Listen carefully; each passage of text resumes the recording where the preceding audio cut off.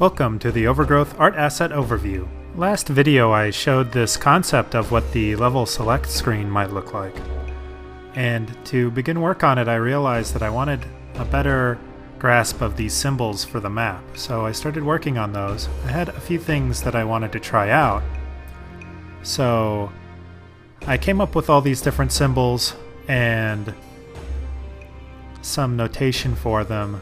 For example, this little line underneath means that it's for like a duration, so these are for day and night, and this one might mean winter.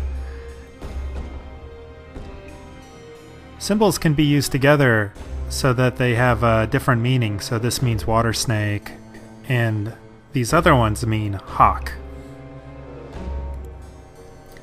I also wanted to be able to reuse these symbols for character decoration.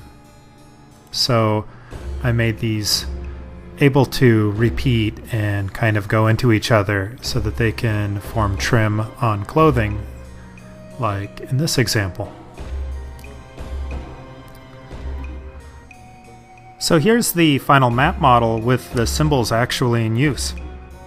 I'm pretty happy with how this came out.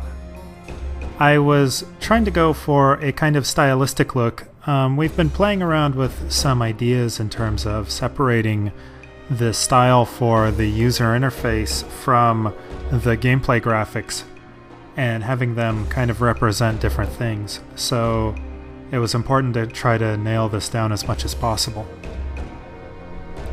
I put some extra work into some of the smaller details here, like for example, if you look closely you can see that the waves are animated. This uses a different alpha transparency texture and it just blends between the two of them. I used the same trick to get some animation on the clouds. When I have ideas for new types of assets, it's convenient to be able to mock them up in my 3D modeling program and render them out, just to make sure that the assets would work properly. So I did that a couple of times this week, once with the island here, and I also did a mock-up for the splash screen, which is what you would see when you start the game. This is just a loose concept, but I think it's kind of cool, and it goes back to that idea of showing the two different styles kind of working together. That's it for this week's Art Asset Overview.